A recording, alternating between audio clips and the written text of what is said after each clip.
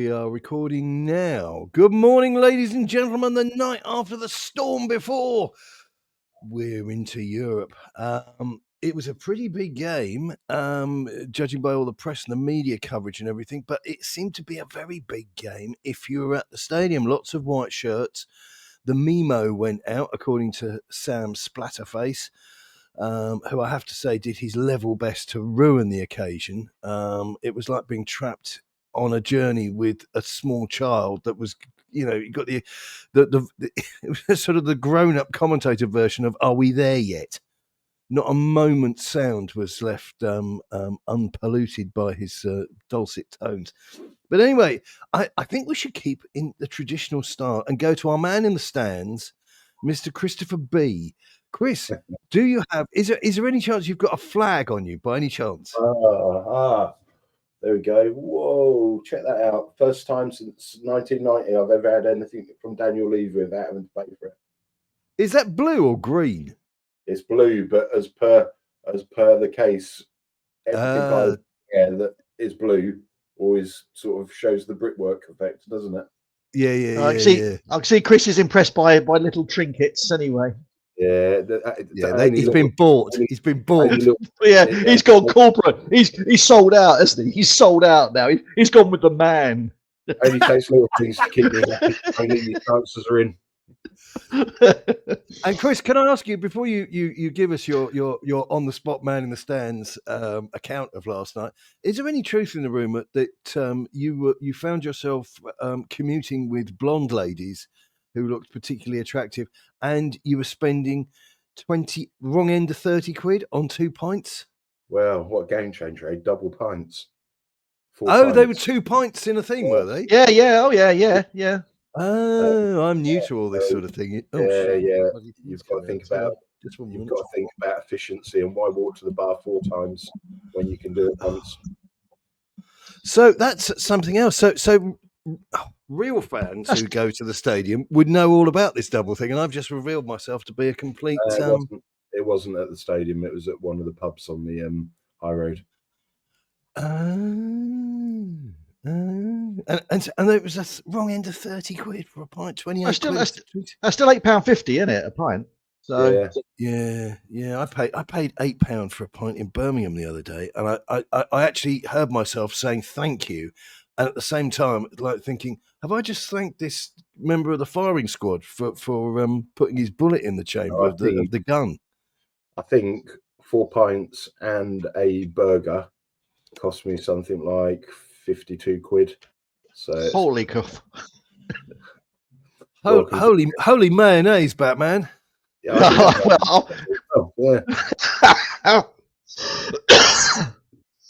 Okay. So what was the game like once you'd finished throwing away your children's inheritance and the rest of it? I mean, and selling furniture, putting your jewellery into hock. What was the game like? It looked good on the telly. The atmosphere, I have to say. The atmosphere is exceptional. I'll give a small bit of credit to the club that we got it right when you saw what Arsenal attempted to do with their TIFO, or whatever you refer to them as, on the Tuesday night, and their atmosphere is as flat as a pancake. It was like watching something in the library, but the atmosphere last night, the crowd were pumping, and the flags, although some may call it careful, tacky. You'll set Tony off. Yeah, some may call it tacky, but it's all about I've got already, mate. Don't worry about that. So the atmosphere was good. When we got onto the pitch, we had reverted to what seems to become the norm now. We still had the translucent vampire goalkeeper between the posts, but we had Udogie and Porro as the fullbacks, what may be considered as the strongest centre-half partnership, with Romero and Van der Ven. And in front of them, we'd obviously experienced a little bit of a shock with Bergvall, who was there with a cast on and on crutches. Suggestion is we won't see him until next year. So the pressure of signing a new 6-year contract has meant he's heading into the retirement home after day one. But in midfield, we went with Bentancur, we went with Bissouma and Maddison, and I've got to say Bentancur had a really good game. And Basuma wasn't crap by any stretch of the imagination. The only downside was that Richarlison is as I can't keep on saying flat as a pancake. So we'll say no, we won't. That could get us into trouble. So we'll say he was extremely flat on the left-hand side. He's got no aggression. He's got no clinicalness around him, and he looked broken. He was subbed off at half time. On the other side, we've got a bloke who is crying out to be coached. And if he was coached, there's a man there who's scored 17 goals this season, most of them tap-ins, but he has a habit of getting in the right time at the right place. What he's lacking is the build-up play. When the ball goes into a channel, he doesn't know whether to go inside, go outside to take the player on, or look to pass it backwards. Brennan Johnson. So if we could get him right, and if somebody came in who had something about them and could coach him, you potentially got the foundations of a really good player there. But again, he scored early on, which set the tone. And then you had Solanke through the middle.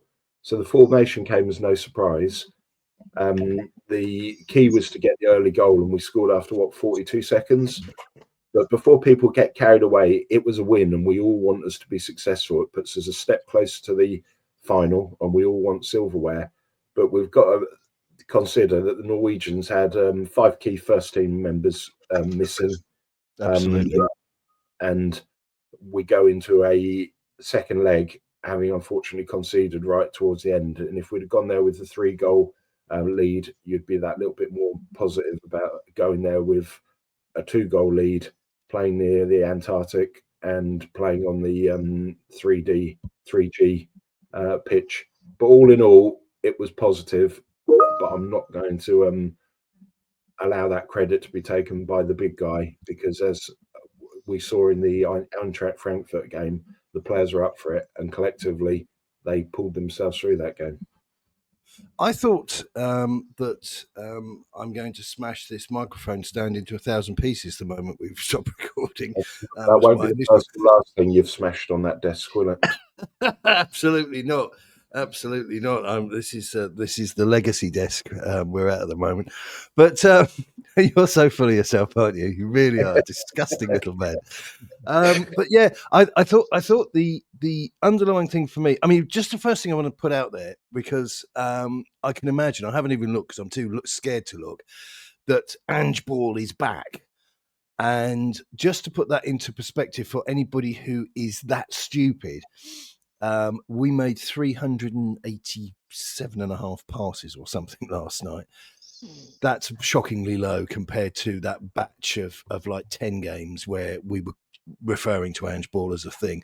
And our opponents played over 500 successful passes. So if you want Ange Ball, that's not the only metric, but that overwhelmingly short passing, accurate passing, and fast pace passing. That was what we kind of had worked out, or certainly I'd worked out. Maybe I got it completely wrong, but I think a lot of us had seen that as being the what Ange Ball looked like. And we did win games. We were a threat. I didn't think much to their side. I thought they were useful enough when they did well, but ultimately they weren't that good. And this wasn't a thing of mistakes. I put it down to them just not being at that level. And if we consider, and I know it's a bit boring for some people, but if we go through the fact that every bloody bookmaker that's come near us has priced teams that we've beat closer to 10-1 than being at whatever price we were. We moved in a little yesterday. They moved in by 3 points. They were worth their goal. I'm not going to take anything away from either side. They were worth their goal, but we're not playing the cream of the crop here. And the gulf between the Champions League and the Europa League is very, very, very tangible. I mean, Ange said in his, I can't remember if it was the one before the game or the one after the game, that, people were looking down their nose at Spurs. I'm telling you now, they're going to have to do something sensational. We want to get silverware, of course we do, because it gives us all hope. I mean, I mentioned before you came on, Chris, to Tony, my traffic. You. Well, it was all about you, actually. This is just the tail end bit. This is just a tail end bit. But no, but the traffic last night on the conventional blog was terrible. I mean, nobody even wanted to watch the goals. I mean, watch. I don't know if we were on Sky or which station the game was broadcasting in the UK. TNT. Oh, I forgot you used one of those legal fire sticks, don't you? Yeah, I've got. Well, I tell you what, mate. If it'd be lucky if there was a fire, the fire brigade armed with axes and machine guns would be lucky to get into my pied à terre. So yeah, I've got thousands of them. I'm a European distributor. Actually, I shouldn't say that because then you would. Then they're going to come for you with like proper SWAT team. I'm not a European distributor for fire sticks. Based on the traffic, he says he's doing a fire sale now on his fire sticks. Yeah, the fire sale is on. The fire sale is on. No, because I was watching on a neighbour's TV. He's Polish. That was how I was watching the game. But the deal is that the traffic was terrible, and even though you were putting the goals up, there weren't any numbers there, and I just think that without trying to, because one of the terrible things is when people are trying to mount an argument to posit a suggestion, they'll say, "Oh well, I think everybody." Just tell us what you think, and all I can tell you is I'm putting out the goals, and then I'm seeing that they're only getting X amount of traffic, and it's a little bit of a heartbreak. Because I know subscriptions are down on packages for Sky and all the rest of it because it's in the newspapers. Yeah, that's not a feeling, that's a fact. And there was a comment left yesterday on a video by a guy saying, "I've been following you for a number of years, but I prefer if you stayed more to your evidence-based analysis of games, blah blah, and made less personal comments about the size of Ange Postecoglou." But I just replied to him, "Sorry, mate. It's not a random dig out. It's a fact. He is morbidly obese." Why was he called Big Ange by all the Celtic fans? Not because he's not because of his dingling. That's for sure. But I don't know. But yeah, so it was just a bit heartbreaking. But so we want Spurs to improve. We want things to get better. There are gripes, but yeah, it was just as flat as the proverbial. I'll throw something out there. So collectively, we've all been watching football for a long time, as have all the fine folk who contribute to this platform. But I looked at the team for Bodo Glimt last night, and they had a bloke called Haken in goal. At right back, somebody called Sjovold. A centre backs of Gunderson, Nielsen, and another fullback of Bjorken. Midfield, Saltnes, Haig, and Fett, and up front, Mata, Ho, and Bloomberg, which I thought was a news channel. But in all seriousness, I've never heard of a single one of those players. But generally, you always identify a player and thought, oh yeah, they made a number of appearances for this Premiership side, or I can recall them in the Championship, or somewhere along the line you've heard of them, aware of their existence, or know a bit about them. But none of these players had actually played for anybody of notoriety. And the golf or notoriety, as it's called in English. Yeah. And another one in the book. Another one in the book. Where's my pen? There we go. 26. But yeah, the golf was so big. But what really disappointed me to some degree was all those games where we played really reckless, high tempo, high line stuff against Chelsea. When we were down to 9 men, we showed more attacking intent than when we were 3-0 up last night. You thought now's a great opportunity to put this game to bed, and we could have finished them off. But there was an undecisiveness, a little bit of a nervousness, and a period of play where we weren't actually doing much. And I agree. And you think you missed opportunities there. And there's, again, when you're 3-0 up, what in front of that atmosphere at home in the semi-final, that game was calling for Mikey Moore to get 15, 20 minutes. I thought that was absolutely. I have to jump in on that. I thought it was screaming for Mikey Moore and anybody else who could add a bit of magic, because we've seen he has some magic on him. I don't know how much he's got. I only got a pint and a half, but you know, you could see that he was able to offer something, and he's been buried in the bleachers. But all we do, a lot of people. Sorry, go on. Sorry. All we do, our stereotypical subs are bringing Mathis Tellon and bringing Wilson Odebear, and they were on for about 20 minutes collectively. neither of them did a thing. And No, So because I think because some people. I'll just add in here very briefly, going back to Richarlison.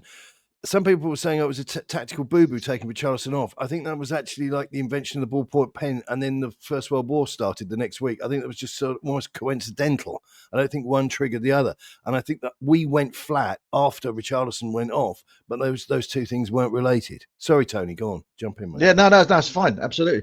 But you say, Chris, that you went through the Bodo Glimt players, nobody's ever heard of them, and etc. etc. Funny, Lazio and Roma have certainly heard of them, haven't they? Yeah. And that's where and that's where we've really got to start thinking now.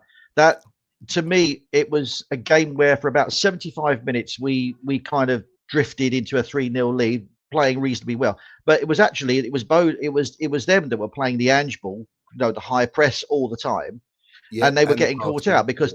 And because that's how Maddison scored his goal, wasn't it? Which a cracking pass from Porro, absolutely right on the money. And and Maddison took it really, really well. And they were outdone by their own high press, like the kind of the suicidal tactics that we have employed many a time. But in the second half, in particular, they firmed up a little bit more. And then they started to play, and you could see there's a team there. And if they get their act together on their I can't call it their hallowed turf, but their hallowed artificial turf, then there's a game there. That goal was crucial at the end. If they get anyone, if they come out the starting blocks like Usain Bolt and put one in the back of the net within 5 minutes, the old nerves start kicking in, don't they? You start getting 100%. And who was it earlier in the season we played in the FA Cup? Tamworth, was it? Yeah. Tamworth. Yeah. And Tamworth were on the artificial pitch, and look at how we made that.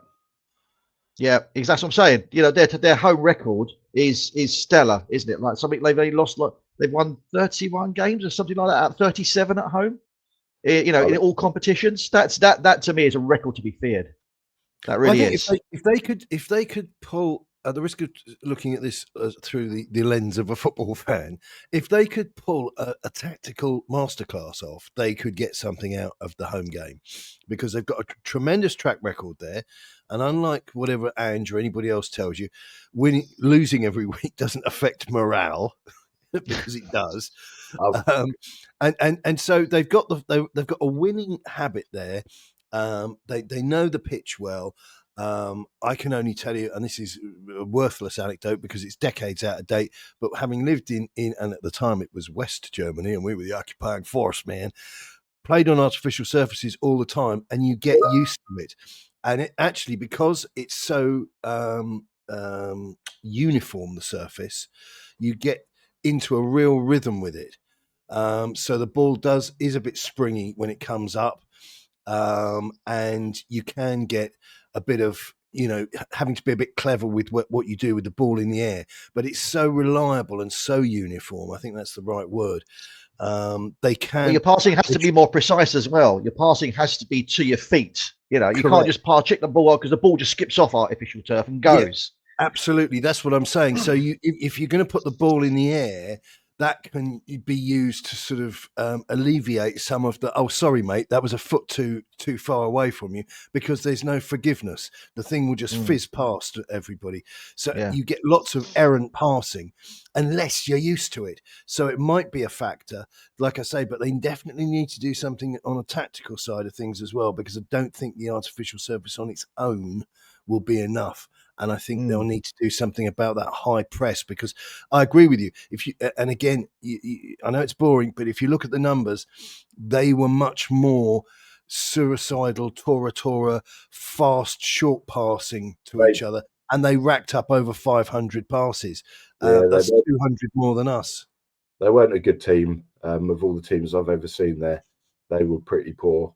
And I remain convinced that we'll win that away leg. The golfing quality is too big, and we did it. Correct. I think you're absolutely right. I think there's a lot. They've got a hell of a lot to do. I mean, we were talking about that it would be a tough gig for us, but I think it's definitely on them to pull something out the bag. And although I would say their body language when they scored, though, their body language. You look at their body language when they scored. They thought they'd done something they'd done something right. We're in this. You could see, and you could see, especially for the last couple of minutes. It did perk them up. I mean, they didn't look like it wasn't one of those goals where they sort of you grab the ball out of the net and run back. They were actually really celebrating. Yeah, it did give them a boost, you know. Our visionary leader will probably decide for once he's going to adopt a coaching mentality, and instead of training on the 3D pitch, he'll be having them all down at the local ice ring, training on ice for the next 5 days, won't he? God, he's a cretin. But I'm waiting for the comments to come in from our friends overseas, because it was a good win. It's heading us in the right direction. Yes, thank you very much. All good. No negatives at all, really. But they weren't very good. And I think that is going to come back to bite them in the bottom when we play them at their gaff. I think the fact that they're not very good is the thing that we need to kind of keep in mind. I sat there on the Wednesday night and watched Inter Milan against Barcelona. What a game! God. And all that was going through my mind was, my God, if we played either of these side, it would be the first game that a referee actually stopped halfway through to save us. A white towel had been. Yeah, I was just going to say throwing in the towel there at half time, mate. Honestly, that would be embarrassing. That would be embarrassing. The golfing quality between the Europa League and the Champions League is absolutely massive. And can you imagine what that Yamal would do to our back four? I'm not allowed to use that sort of language on this family show. Yeah. Okay. If your definition of family sounds like the Fritzels, mate.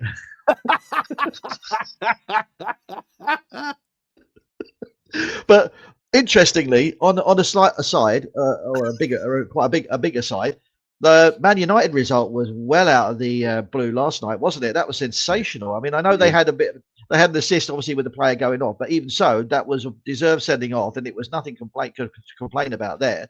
And they took full advantage of it. So, you know, it's looking like on the cards for being an all UK final, which would be great, really, for local interest. Yeah, I mean, absolutely.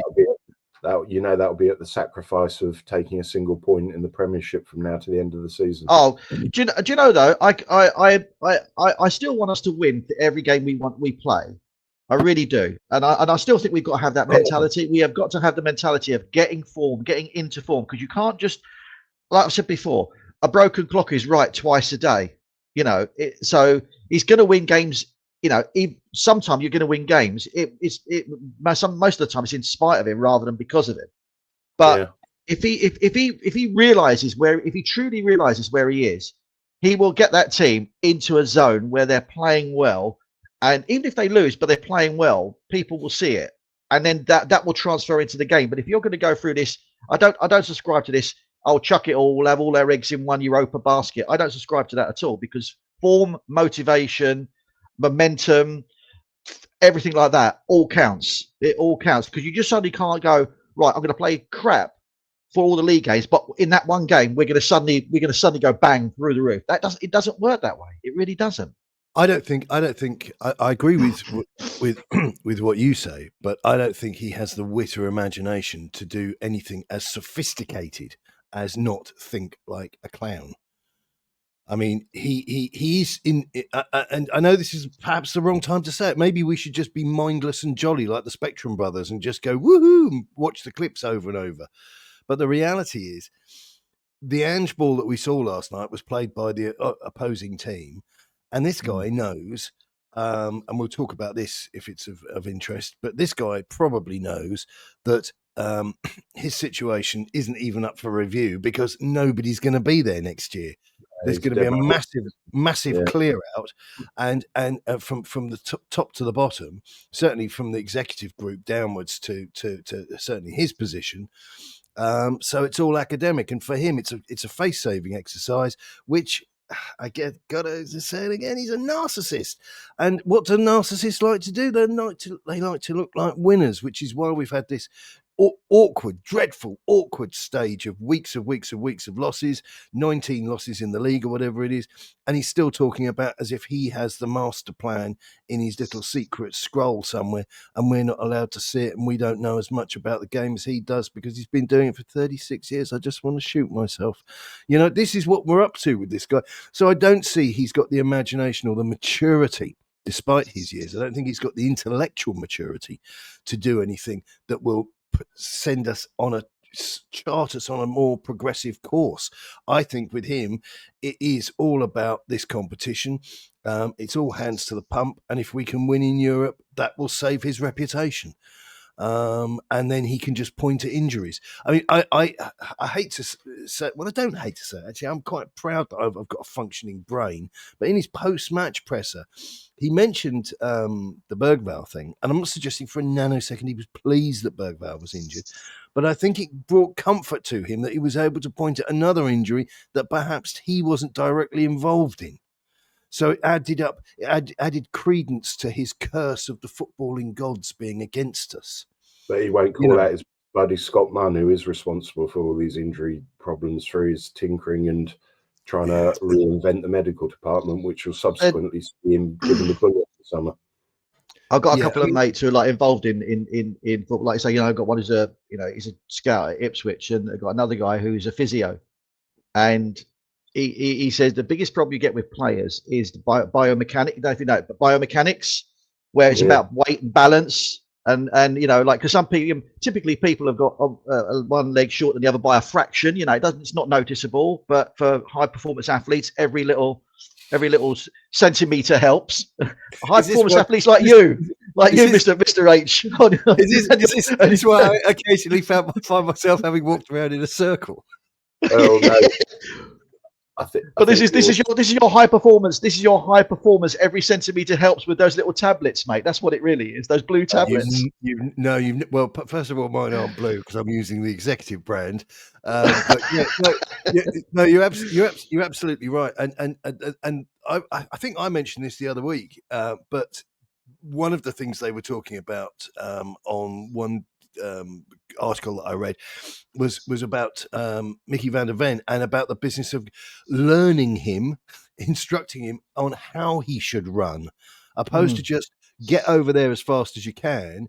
It was more the one of how he's moving his arms in sync with his feet, and again the biomechanics of it, because I can't remember the name of the guy, but some massive 100-meter runner, they had to rejig how he actually mechanically moved his body in order to prevent the injuries or to lessen the injury rate, because the style he was running in was actually causing problems because it wasn't working as in sync. There wasn't that synergy between him and his physical skeleton, so to speak. I remember that. That's well worth looking at. It was Oscar Pistorius, wasn't it? His springs weren't fully loaded. Need a little bit more castrol. Well, what they did, I heard they recommended his wife or girlfriend get a haircut because it was all about trimming off wind resistance to give her. Oh dear! Was his gun spring loaded as well? Doing. Hey, Riva, don't walk through that door. Are you in the bathroom? So, that's it. You can't upset somebody in South Africa. Don't do it. I was reading your content for a number of years, but I have to say your comments about that guy having slaughtered his wife in the bathroom in the middle of the night were completely out of order. How dare you parody a convicted criminal, you bastards! But just on this light note, as we've got a little bit of levity in the room, it's a shame she wasn't in a relationship with Timo Werner, or she'd be alive to this day, wouldn't she? Timo Werner, if it doesn't fit, you must have quit. But if we were talking the other day, we had a bit of gossip, a bit of which I have to say the source can only describe as impeccable, in relation to the fact that Daniel Levy could be on his way out the door this summer. And by I mean out the door, I mean Toodle Pip. I'm not staying on in a nursery manager capacity or otherwise, and I'm looking to sell up to company XYZ or whatever, and the only information that I can put in the public domain, it's not like I know tons, but it's not from the Middle East. So how do you view that? And then I'm going to do one of those awful things where it's like, is there an end to this question? And add a sort of sub thing to it. How do we feel about what Daniel might do when he makes the deal? Because I think he's a massive, massive head case, a proper head the ball. And I think that this is the guy who's been telling us forever, oh, don't underestimate me. Don't underestimate me. Because he knows everybody does underestimate him. Do you think he's going to do the right thing? Because he has no obligation to. He could sell us to Rose West for £1. That's the reality. Because he's got all the money in the world for all the generations to come. He doesn't need the cash. Or will he sell us to somebody that does us well? But then would that mean that his legacy in his brain, because this is the way he works, I don't have a legacy. You don't have a legacy. You definitely don't have a legacy down there in the bottom in your dungeon, Mr. Tony. But the deal there is pigs in space. The deal there is, does Levy want to be in a situation where 2, 3, 4 years down the line, people are saying, oh, he wasn't that bad, you know, he wasn't that bad.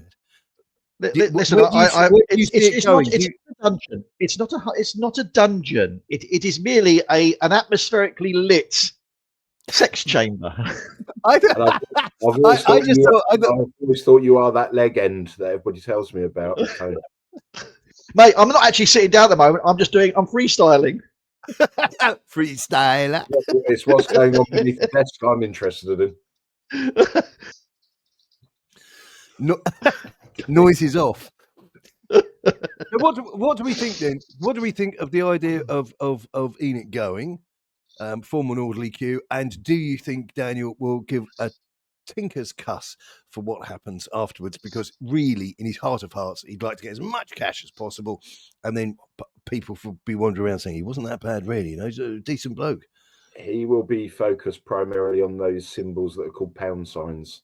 That's all he's interested in. Let's not think he's going to be awarded a Nobel Peace Prize anytime soon, because this is a man who was happy to run the local businesses out, who've been in the community for some period, and set fire to a poor Jewish family's steelworks. I think we've got to be careful about that.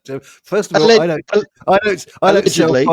don't sell fire sticks. And Daniel Levy has not been charged, let alone committed, found guilty of committing any acts of civil. So H's lawyers are in his ear saying, "You can't say that. You can't say that."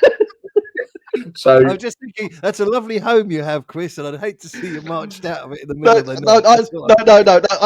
That was a lovely home you had, Chris. I've always got a night on the sofa in Birmingham. What else can There's always a bed for you in Brum. You've just got to blow it up first. Yeah. So I question Daniel's morals or values.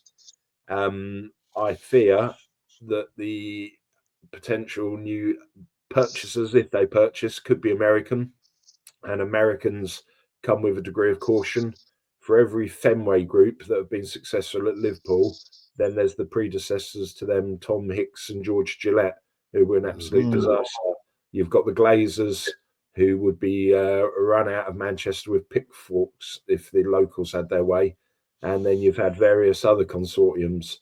So the Americans, are they there to further us and progress on the pitch, or are they there to take financial hold of the club and generate incomes and use it for investment models and things? So I reckon Middle East.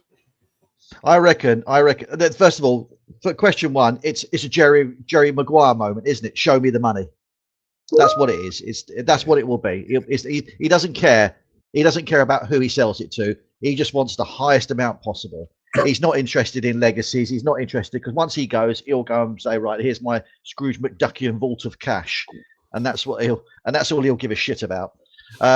Secondly, Daniel actually refers to it as a pyramid these days. Well, Ponzi scheme, is it?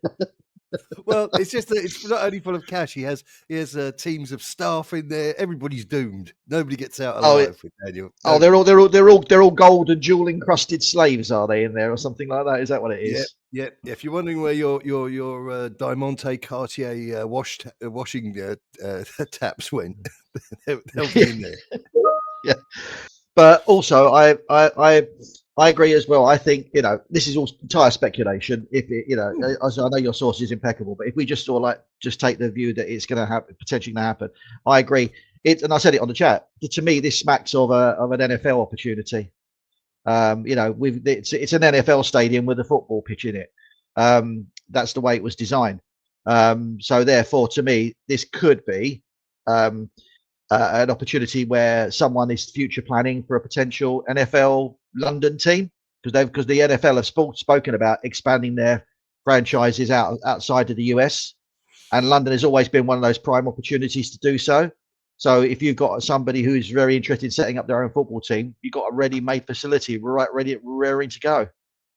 The only problem you've got, which of course this would neatly sidestep, is that a phrase used commonly by Spurs fans for the last 25 years is about Daniel Levy changing his spots, which is just, good luck with that.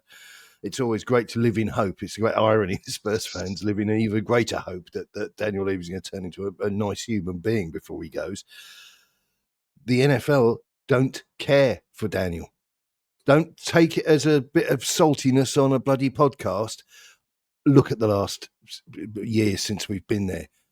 The deal's not been expanded, that you can go and see the product elsewhere within the country. And there is, you take the lack of exclusivity, the lack of growth, and it tells you one simple message. So, he's still in it, but I think you could be onto something there. If there were to be, and I don't know, if there were to be an NFL-related entity come into the frame, I think you're talking about finally the realization of the potential that Daniel brought. But, and I've used the phrase before, I was told by two different sources, two different coasts in the United States of America, that when he went to New York, he couldn't let it lie. To use the old Vic and Bob line. And they both said different versions of he took a shit on the desk in the boardroom in New York, because he told them how he was going to wow them. And he didn't realize didn't care that he was talking to people who he should have been speaking to in measured tones and with his head slightly down and thank you for seeing me. And that's how you have to act around proper players, because these guys are dealing in billions. And yes, Daniel's done extremely well, very, very well. But it's no surprise that this thing is fizzling out right now. And it's not a distraction. We are where we are in the league. Yes, we're in this competition, but it's a pretty crappy competition. The teams aren't good in it. So the football still hasn't come good. He's got one trophy to his name after 25 years. And these guys understand the value of keeping the fans happy. And he has failed to do that. So when I'm at the Tottenham Stadium in the future watching NFL and they bring out the London Ladyboys, how's that going to be different to what I've been watching wearing Spurs shirts for the last 15 years? Well, that leads us neatly into the fact I noticed yesterday, and oh God, the fucking thing's going. Hello. Do you know what? I was astounded at yesterday at the game, and this isn't a dig. Religion's not my thing. I don't participate in it. But a minute silence before the game for the Pope. What was that all about? I must admit, I kind of said, I've heard this thing, we've often heard it, haven't we? Politics and sports shouldn't mix. Politics and religion shouldn't mix. And I know it does. Like you got Rangers, haven't you? You've got Rangers and Celtic. It's very sectarian, and that's what I get that. But there's a historical thing to that as well. It's not just a religious thing; it's a historical thing to it as well. But that to me last night, I went, why? Well, yeah, the amount of people booing and singing around me, and you had other people saying, "Oh, this is disgusting," but no, it's virtual signal. No, I've got to say, lads, on the religion thing, I don't think I'm going to stun anybody by saying that the morals, the ethical way that this club is set up disgusts me, which is a massive overstatement, of course, because it's all little things. But this guy gives free advertising to people that like to mutilate children. That's the reality. That's the reality. That's why the law has changed. Okay, so don't worry about me. Worry about the law. And so that's grotesque for a start. And the idea that they'll support the Pope, which, like you say, I don't have any great affinity for Catholicism or anything else, but there's a Jewish girl just recently been released by Hamas, who are a prescribed political terrorist organization. It's not up for debate. Don't worry about me. Worry about the law. Yeah, the law is coming for you, not me. The law. And she was at an event where people were killed, raped, set fire to, and generally murdered. But they're not doing anything as a club with a Jewish background and a bit of a Jewish identity historically, because that's why, if you read "Does Your Rabbi Know You're Here" by Anthony Clavane, the Spurs fans, the Jews got on the coach and the tram and they went up to North London, and they didn't just walk up the road and go and see the Irons because they were anti-Semites even back then. Now, I know a lot of people go, "Oh, I don't want to hear all this. Just tell us how wonderful we were last night. We won 3-1. But this is what's going on. This is what's going on. And this is why I will be delighted when he sells. And I don't care if it's a team of Bond villains that come. I'll tell you what, you mentioned about the NFL, though. The one thing that having, and I'm going to put it out there because I don't care, but I love American football. I'm a massive American football fan. I can see that, Tony. Go you Bears! Yes. Go you Miami Shitehawks, go! I'll tell you what, the Miami Dolphins are my team, and they're more like the Miami Shitehawks at the moment.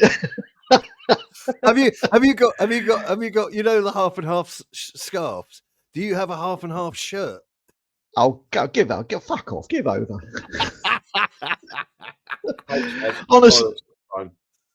Honestly, no, but it's one thing that the NFL does very well is generate money. Unbelievable. And one of the things they do is they will have they have no morals. The actual owners have no morals in terms of how much more we can extricate out of everything, because it's a slick money making machine. Yeah. And the one thing they won't give a crap about is Levy and whatever they've done. If they see that they can make $250 billion out of something, they would say, yeah, you took a dump on us, but we'll give you some money now. Fuck off, because we're going to make $250 billion out of this. I know it's an exaggeration, but that's what they are. That's what they are. I love the sport, though. I know. I think you're right, and I think there could be an appetite to fulfil the demand. Like I say, I struggle with it because it's not a sport I can vaguely get into. I haven't watched an entire game all the way through. You'll be shocked to hear, Tony, because I'm normally far too drunk. But after about 30 minutes to be the 17th commercial and commercial break, you've had enough, haven't you? I'm quite tired after Def Leppard have finished their opening numbers. Feeling a bit emotional and weathered. But I think you're absolutely right, and I think they wouldn't hesitate to pull the trigger and say, "There you go, Daniel. There's more bars of gold for the pyramid, and we'll come in and do it properly now." Which would give me hope, because if they were that clinical about things, as I say, one thing with the Americans I do understand, I've worked with Americans over the years online, and that you get paid, and they are focused on the bottom line, on the dollar signs, and they will want Spurs to make money, and they will understand the link between winning and happy fans, because happy fans are spending fans. Fans that are miserable, who are saying Glazers out, blah, blah, blah out, Gillette out, they're no good to you. They're really no good to you. So you've got to match, and again, it's that horrible thing, that synergy. You've got to match the ambitions with the business model. And that's what Wrexham have been doing. This is why everybody's so happy. Yeah, there's a little sprinkle of Hollywood dust over the thing, but you can't feed yourself with that. What you need is to deliver championships. You need to deliver silverware, because the fans, they will stomach it. I mean, I've never seen so many Tottenham fans saying online, not just on my locations, but on other people's generally, I'm not going to renew my season ticket, or I'm seriously thinking about not renewing my season ticket. Now, beneath them, you've got a whole wodge of people, a whole rake of people who are thinking about doing less, engaging less with the club. Because if you think about, sorry, mate, if you think about, you mentioned Wrexham, think about Ryan Reynolds, what he's done. Now, obviously he's a, we know him as an actor, but he has built and sold two incredibly successful businesses that made him a shitload of money, Aviation Gym and Mint Mobile. And he's a businessman, he really is a businessman. And they haven't, yes, there is a sprinkling of Hollywood, but they've done it in the right way. They've done it in a business way. I mean, they gave Wrexham, him and McElhenney gave Wrexham 15.5 million in loans. And within 3 years, they were paid back. Yeah. And they're running at a profit of 26 million last year, operating profit, I think, at 26 million from memory. That's how you run a club. That happens. Guess what? As you said, your direct link into profit is because you're successful.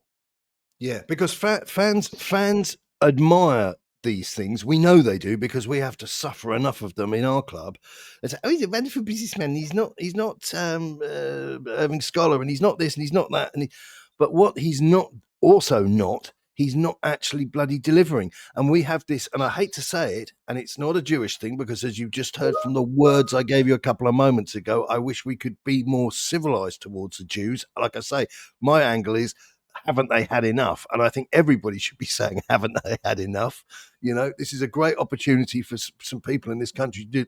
Oh, bloody hell. That's the IDF have just cut me off there because they don't want support from people like me.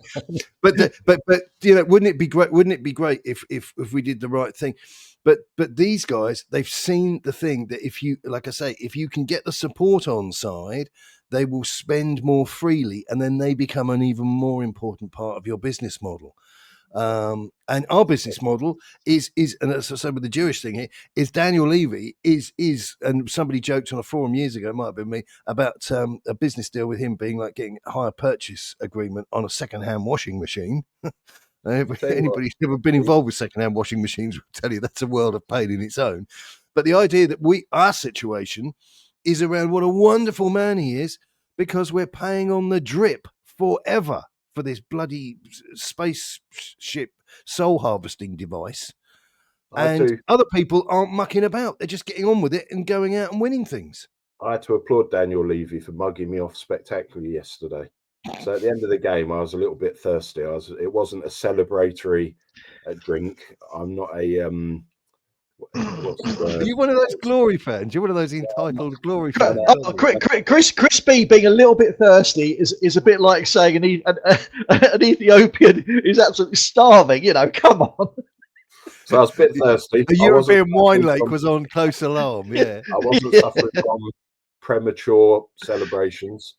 So as I'm going out the stadium, I think, I'll tell you what, I could kill for a cider.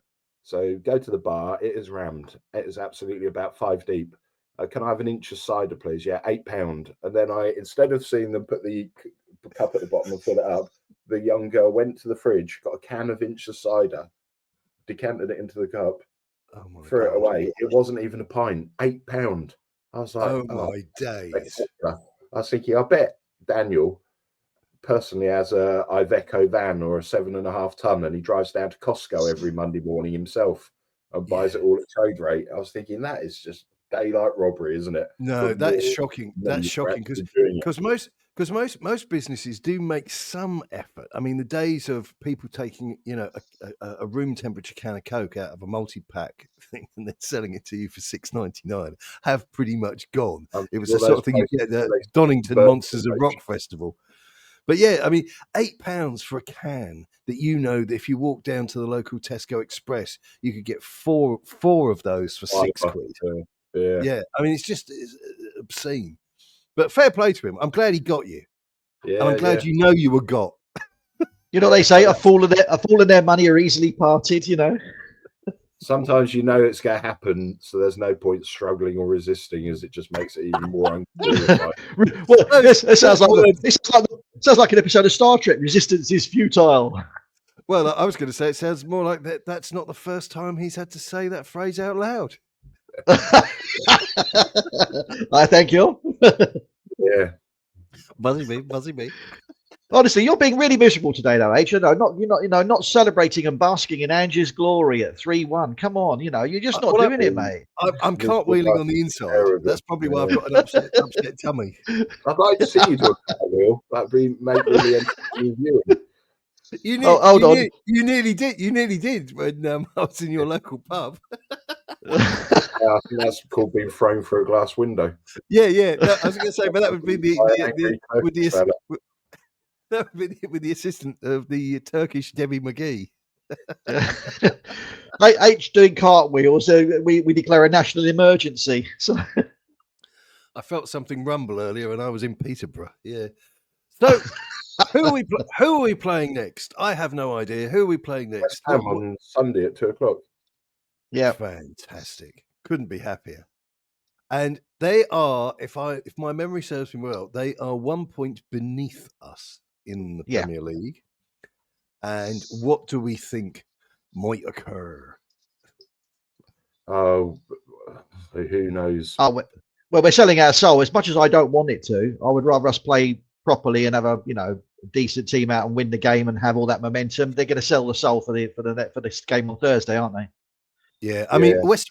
Just for the benefit of the tape, I've not been Mirandised and I'm currently unaware of my rights. But West Ham was the first team that I saw Spurs play. Bill Nicholson's testimonial at the Lane, and I think that's the equivalent to me of the memory of a man remembering when he was a small child and he was bitten by a dog, and consequently he's not too crazy around dogs.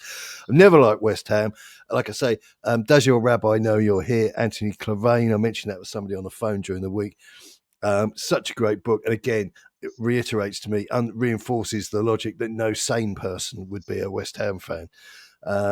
So I hope we thump them, but I don't know that we've got it in us to do that. And I mean, you're talking about two of the worst teams in the division. That's us and them, and then the shite that's going through the trapdoor. He's got to get out of jail free card, doesn't he? Everything's got to be about, we've got to preserve the squad for the second leg of and then if we get into the final, everything will be about, let's forget about the previous 38 games of the domestic Premiership season. Let's put it on winning a second-rate. That post that you put on this morning, Chris. That one you put on this morning about that numpty on Twitter going on about bend the knee to the great God Ange because he won a game. Oh, just piss off. That guy, seriously piss off. Yeah, I mean, first of all, I don't think his heart is really in that, and it might be a made up. I hope it's a parody account. Otherwise, just piss off. Just seriously. But I would advise anybody who uses X to see my reply because it was pretty blunt, and I can't even use it on this Fritzl family show. It's the story of a lovely lady. but it did include the word it was either fat or morbidly obese, and then something that rhymes with something you might do on a small boat in Cambridge. Yeah, so yeah, I mean that guy I think he's harmless, but the trouble is there are an awful lot of accounts like him that are not harmless, who are genuine. Yeah, exactly. They feel exactly the same way, and this to them is their redemption. And that takes us back to the business that I think this is exactly how Ange is going to view the competition now. So when we go to West Ham, which is a really, really, really important fixture, home or away, stop lining it for Australian soaps. That's so uncool. You didn't think about that, did you? Some might say they're also our neighbours. The Harold Bishop of international football. He was morbidly obese as well, by the way, if you're joining us in Melbourne. Yeah. Steady on. You never diss the Bishop. Don't bash he always the wins Bishop. something in his season.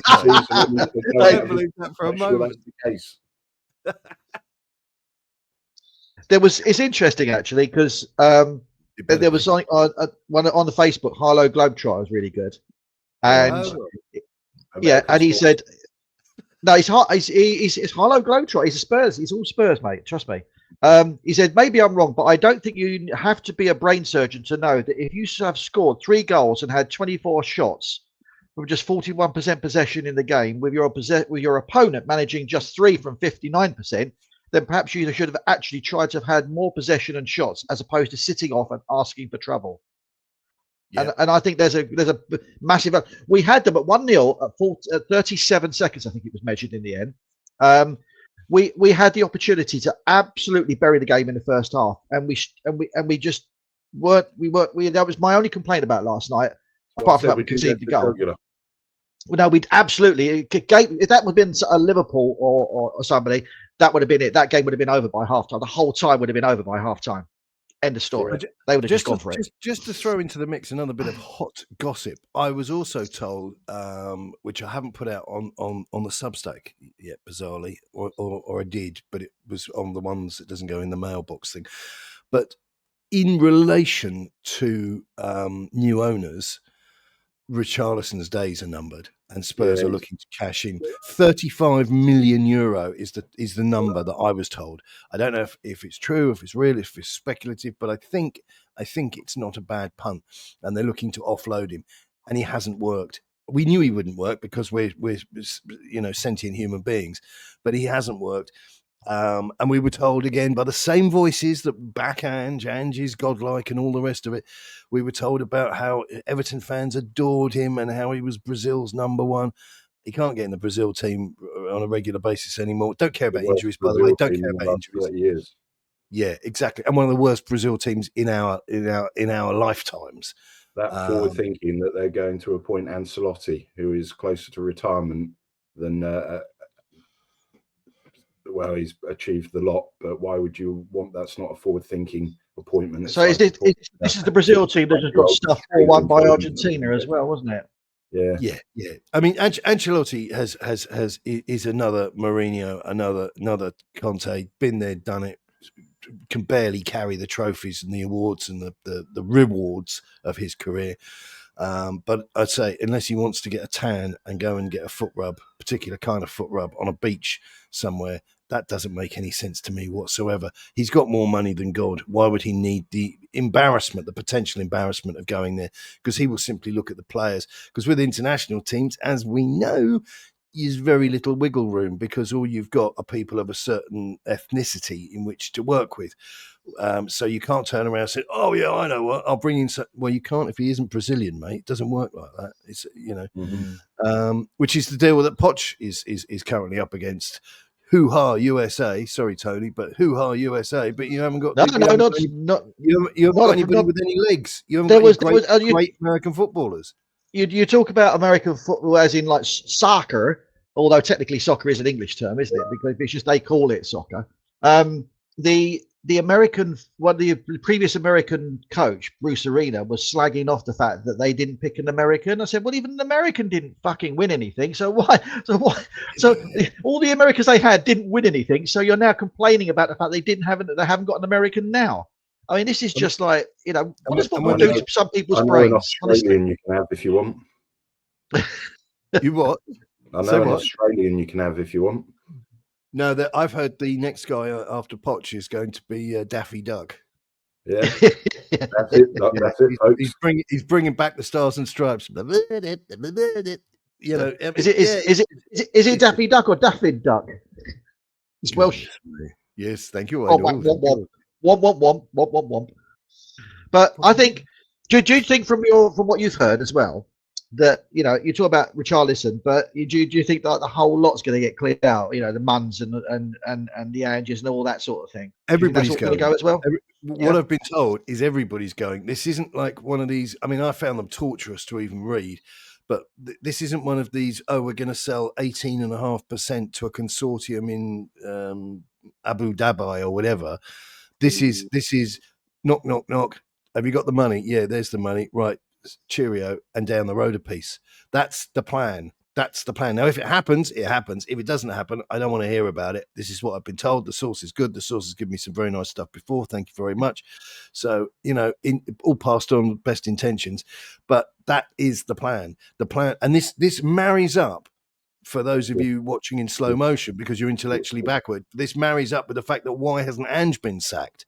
There has to be some reason. CEO. Yeah, and then look at the shuffling that's going on upstairs. You see, those guys could be recruited, whereby the third party, the individuals, the entity, the consortium, or whatever, would say, yeah, he would fit our template. So if you get because Daniel Levy, I mean, as pedantic and as annoying as he is, he's not the type of guy to go out and hire a load of people, even one or two people, and then tell them, oh, sorry, 3 weeks later, there isn't a job for you anymore. So they would have been approved. They would have been approved. So it's interesting you say that, because remember, Chris, you remember when you phoned me about 3 or 4 weeks ago, and you were saying about this guy, because we were talking about this guy when it was all announced. That was, and we both said about those health problems. Oh no. that friend who needed some advice. You mean when he phoned you and he phoned you that time he was in the bath and his rubber ducky was having a problem? You mean that phone call? Yeah. My rubber ducky has extremely big lips. Thank you very much.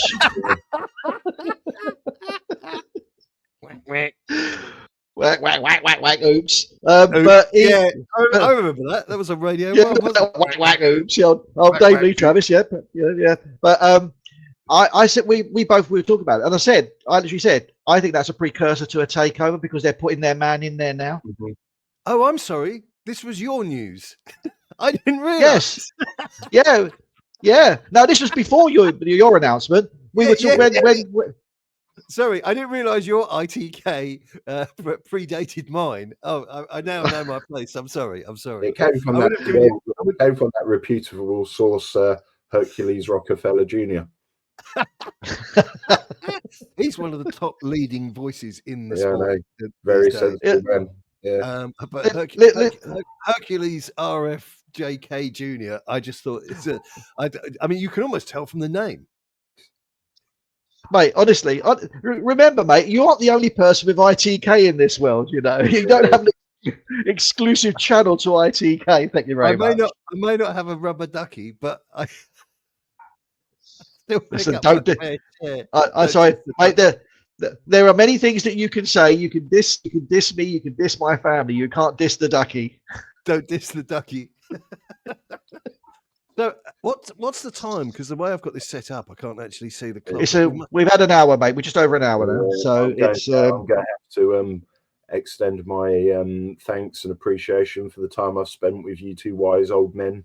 But my mum's always told me to be careful in certain circumstances, and I feel I need to exit this conversation.